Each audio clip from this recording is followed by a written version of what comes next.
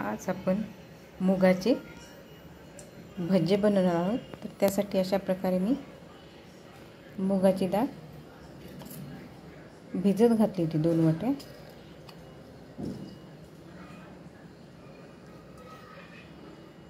ही डाळ आपली व्यवस्थित भिजलेली आहे।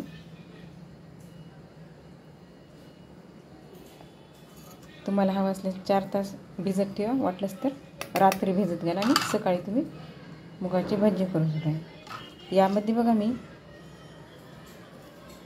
कोथिंबीर, 5-6 मिरच्या, ओवा आणि जिरे टाकलेले आहेत,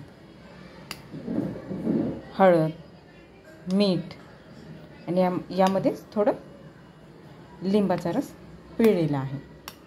तर आपण नाही का आता हे मिक्सरमधून याची म्हणजे थोडी अशी, यात अजिबात पाणी टाकायचं नाही, पाणी सगळं गाळून घ्यायचं, नंतरच हे करायचं नाही तर मग एकदम खूपच याचं बॅटर पातळ होईल। यामध्ये अजिबात पाणी टाकू नका, भिजलं नाही, याच्यात ऑलरेडी पाणी असतं। तर आपण हे ग्राइंड करून घेऊ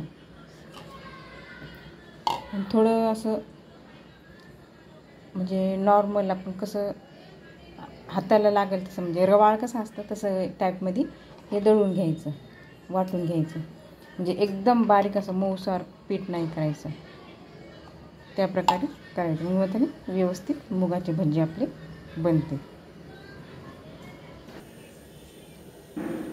अशा प्रकारे मुगाचं हे बॅटर वाटून घेतलेलं आहे।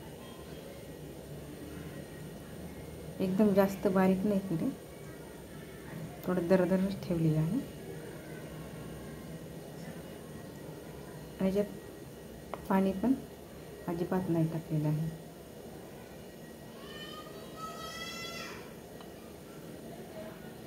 आणि मिक्सरमधून बारीक करताना नाही का फक्त स्पीड नाही का नंबर 1 वरच ठेवायची, 2 वर जायचं नाही। 2 वर गेलं ना म्हणजे जास्त गाळ होण्याची शक्यता आहे, म्हणून थोडं 1 वर न्यायचं, ग्राइंड करायचं, नंतर बंद करून टाकायचं, अजून थोडं व्यवस्थित मिक्स करून घ्यायचं चमच्याने, मग अजून एकदा फिरवायचं 1 नंबरवर। मग अशा प्रकारे हे व्यवस्थित बनेल। आपण जास्त स्पीडवर गेलो ना एकदम बारीक होईल मग जास्तच, त्यामुळे अशा प्रकारे करायचं। आपलं झालेलं आहे बॅटर व्यवस्थित। तर आपण आता हे तळून घेऊया तेल टाकून।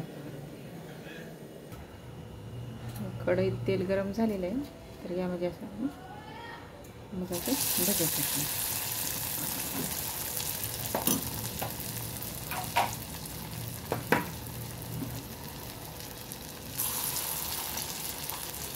अशा प्रकारे सर्व यामध्ये टाकून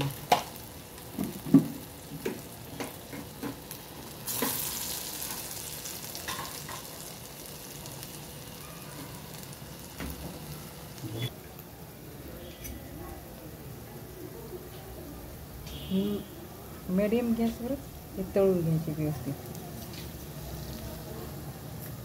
थोडे असे छोटे छोटे टाकायचे, व्यवस्थित तळल्या जातील हे।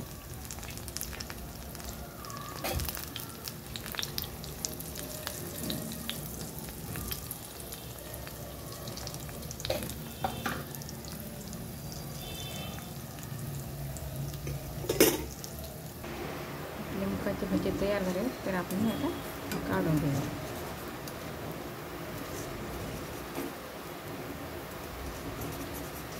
लो गॅसवरच तळायचे, मीडियम लो गॅस करायचा, तळून घ्यायचे ब्राऊन। आणि याच्यात अजिबात सोडा टाकलेला नाही, तरी व्यवस्थित मस्त फ्लफी होतात।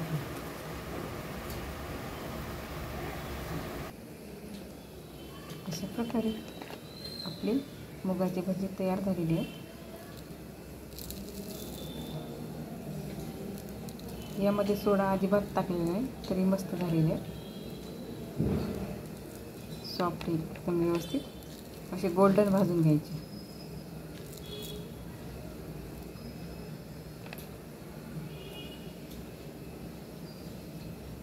व्यवस्थित मग असे मधात पण याचा व्यवस्थित भाजल्या जाईल, तळल्या जाईल सॉरी।